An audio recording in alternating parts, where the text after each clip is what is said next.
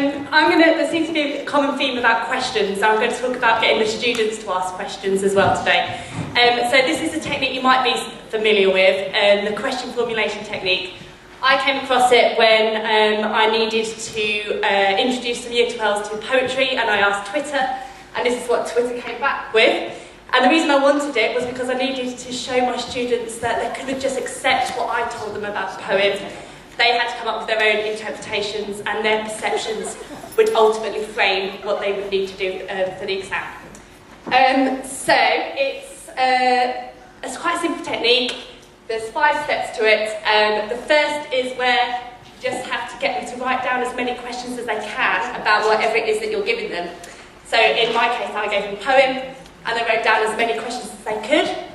They then have to improve those questions, decide whether they're closed or open, change them into open if that's what you're looking for, or is it important to have closed.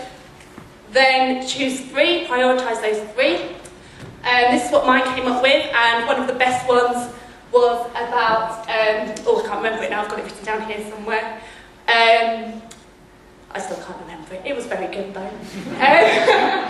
But yeah, I was really impressed with the questions they came up with. They then had to reflect upon those questions. Why did we do it that way? Did it help them learn anything more than just looking at the poem straight away? They all gave a resounding yes, it was much better doing it this way.